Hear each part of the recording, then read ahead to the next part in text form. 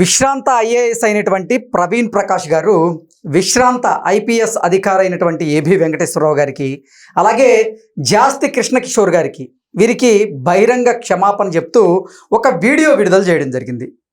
YS Jaganmohan Reddy ముఖ్యమంత్రిగా ఉన్నటువంటి సమయంలో అంటే వైకాపా ప్రభుత్వ హయాంలో జగన్మోహన్ రెడ్డి కావాలనే ఏబి వెంకటేశ్వరరావు గారి మీద అలాగే జాస్తి కృష్ణకిషోర్ మీద కక్షగట్టి మరి వారు కక్ష సాధింపు చర్యలకు పాల్పడ్డారు. కానీ ఆ రోజు నేను ప్రభుత్వాధికారిగా ఉండి కూడా ఏం చేయలేకపోయాను అంటూ సంచలనమైనటువంటి విషయాలను ప్రవీణ్ ప్రకాష్ గారు బయటపెట్టినటువంటి నేపథ్యంలో ఈ అంశం మీద మనం పూర్తి స్థాయిలో విశ్లేషణ చేసుకుందాం. ప్రస్తుతం మనతో పాటున్నారు ప్రముఖ రాజకీయ విశ్లేషకులు అంకమరావు గారు, వారితో మాట్లాడదాం.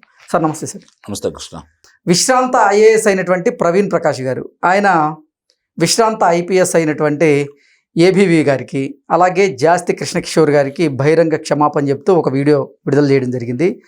జగన్మోహన్ రెడ్డి ముఖ్యమంత్రిగా ఉన్న సమయంలో అంటే వైకాపా ప్రభుత్వ హయాంలో జగన్మోహన్ రెడ్డి కావాలనే ఏబి వెంకటేశ్వరరావు గారి మీద అలాగే జాస్తి కృష్ణకిషోర్ గారి మీద కక్ష సాధింపు చర్యలకు పాల్పడ్డారు అన్నట్లుగా ఆయన తన అభిప్రాయాన్ని వ్యక్తపరిచారు. ఏంటి సార్, దీన్ని ఎలా చూడాలంటారు? అంటే ఇక్కడ మీరు కృష్ణ ఒకటి గమనించుకుంటా ఉంటే పశ్చాత్తాపంతో పరివర్తన వచ్చిన వాళ్ళ సంఖ్య పెరుగుతూ ఉంది. ఓకే, ఇంకెంతమందిని మనం చూడాలో దీంట్లో. ఆ రోజు నిజంగానే ప్రవీణ్ ప్రకాష్ అనే వ్యక్తి చంద్రబాబు నాయుడు గారు ముఖ్యమంత్రిగా ఉండగా అతను ముక్కుసూటిగా వెళ్ళేవాడు. అలాగే గుంటూరు నగర మేయర్ను కూడా అదుపులో తీసుకున్నారు. విస్తరణలో కార్యక్రమంలో భాగంగా ఆయన చేపట్టినప్పుడు నగర మేయర్ వెళ్ళి అడ్డుపడితే ఆయన కూడా అదుపులో తీసుకున్నాడు.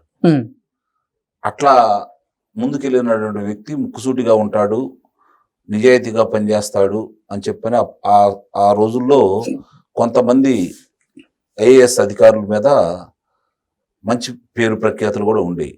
ఆ కోవలోనే ఉండేవాడు ప్రవీణ్ ప్రకాష్ అనే వ్యక్తి. అలాంటి వ్యక్తి చంద్రబాబు నాయుడు గారి హయాంలో మంచి పేరు ప్రఖ్యాతులు తెచ్చుకున్న వ్యక్తి జగన్మోహన్ రెడ్డి ప్రభుత్వంలోకి రాంగంలోనే అంత సడన్ గా ఎలా మారిపోయాడు అనేది ఇప్పటికే అర్థం కాని విషయం. మరి అంత ముక్కుసూటిగా నిజాయితీగా వెళ్ళిన వ్యక్తి జగన్మోహన్ రెడ్డి 5 సంవత్సరాల పరిపాలనలో అన్ని అవకతవకలు జరుగుతూ ఉంటే ముందు ముఖ్యంగా విద్యాశాఖలో అతను ప్రవర్తించిన తీరు చాలా వివాదాస్పదంగా ఉంది.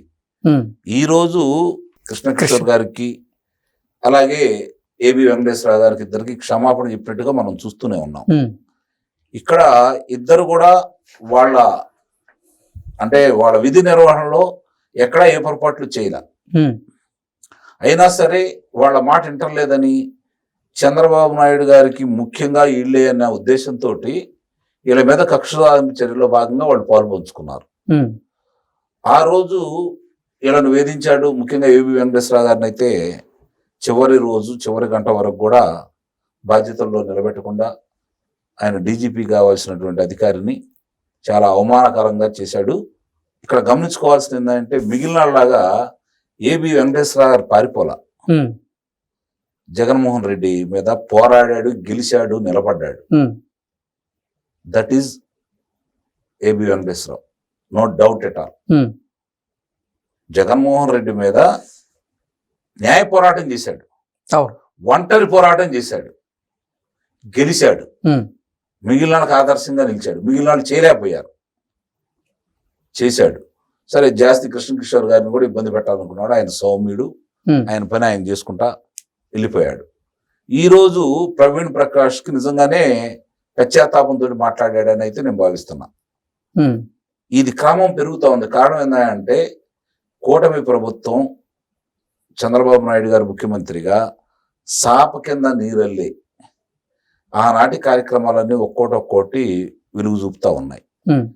సహజంగానే ఈ కూటమి ప్రభుత్వం అధికారంలోకి వచ్చిన తర్వాత ప్రవీణ్ ప్రకాష్ లాగా జగన్మోహన్ రెడ్డికి సహకరించిన అధికారులందరి మీద కక్ష సాధింపు చర్యలు తీసుకుంటారని అందరూ భావించారు. అందుట్లో ఇతను కూడా భావించి ఉండొచ్చు, ప్రవీణ్ ప్రకాష్ కూడా. కానీ వీళ్ళు ఎవరి మీద ఏ అధికారి మీద కక్ష సాధింపు చర్యలో భాగంగా ముందుకెళ్ళట్లేదు. విచారణలో భాగంగా 1-2 అధికారుల్ని పిలిపించుకుంటున్నారు, సస్పెన్స్ లో పెట్టారే తప్ప వాళ్ళ మీద ఇప్పటివరకు తీవ్రమైన చర్యలు అంటే ఏమి చేయలే. అది ప్రభుత్వ పాలసీ ప్రకారం వెళ్తున్నారు వీళ్ళు. ఒక విషయాన్ని బయట తీసుకొస్తున్నారు.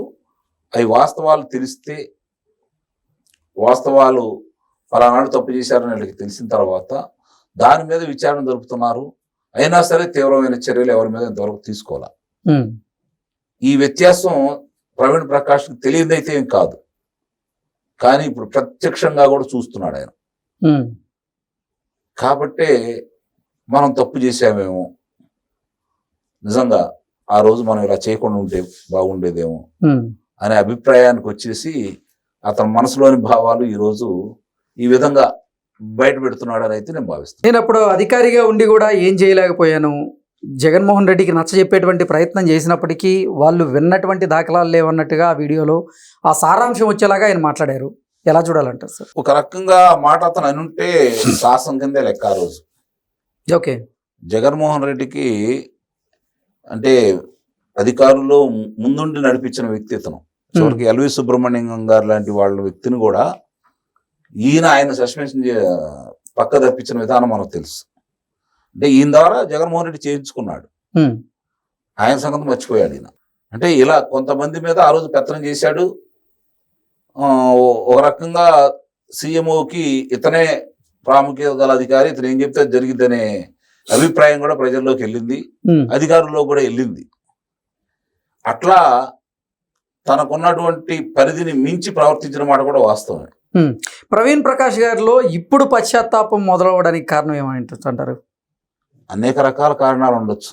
అందుట్లో వరుస ఇందాక నేను చెప్తున్నట్టు చాప కింద నీరులా ఈ కూటమి ప్రభుత్వం ఒక అంశాలన్నీ బయటకు తీసుకొస్తూ వీళ్ళందరి మీద శాఖాపరమైన చర్యలకు ఉపక్రమిస్తున్న తరుణంలో సహజంగానే అవినీతి ఆరోపణలు లేవు అతని మీద ఇప్పటివరకు.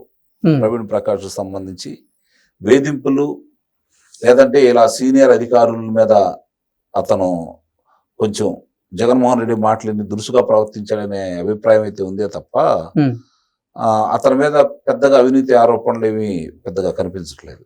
కానీ దోపిడీకి సంబంధించినటువంటి కొన్ని విషయాల్లో అతను చేసినా చేయకపోయినా సహకరించిన ఉదంతాలు అయితే కనపడతా ఉన్నాయి. కాబట్టి త్వరలో కూడా అవి కూడా వెలుగు చూపుతాయి.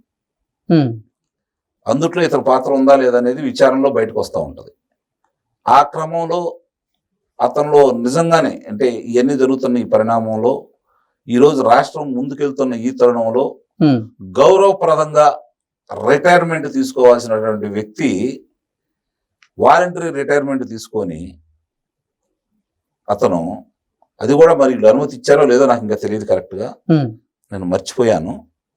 మరి ఆ విధంగా అరే నేను కూడా ఇప్పుడు మిగిలిన అధికారుల్లాగా అందరికి మంచి పోస్టులు ఇచ్చారు, చాలా మంది అధికారుల మీద ఆరోపణలు ఉన్నాయి, కానీ ప్రవీణ్ ప్రకాష్ గారు విఆర్ఎస్ తీసుకొని వెళ్ళిపోయారు. మరి అది అతను గౌరవంగా వెళ్ళొచ్చు. మరి నిజంగానే అది వాళ్ళకి అన్ని రోజులు కష్టపడేది ఒక గౌరవప్రదమైన స్థానం కోసం. అవును, ఆ స్థాయి అధికారులు ఆ గౌరవం పొందకుండా ఏదో చేస్తారన్న భయం కొద్దీ ముందుగా వెళ్ళిపోయాడు ఆయన. ఇప్పుడు కనుక నేను ఆ రోజు జగన్మోహన్ రెడ్డికి సహకరించకపోయినా నా ధర్మాన్ని కనుక నేను నిర్వహించుకుంటూ ముందుకెళ్ళినట్లయితే నిస్సందేహంగా నాకు కూడా గౌరవప్రదమైనటువంటి రిటైర్మెంట్ దొరికేదేమో అనే ఆ భావన మొదలైందేమో అనేది నాకు అనిపిస్తా ఉంది. Okay sir, thank you so much.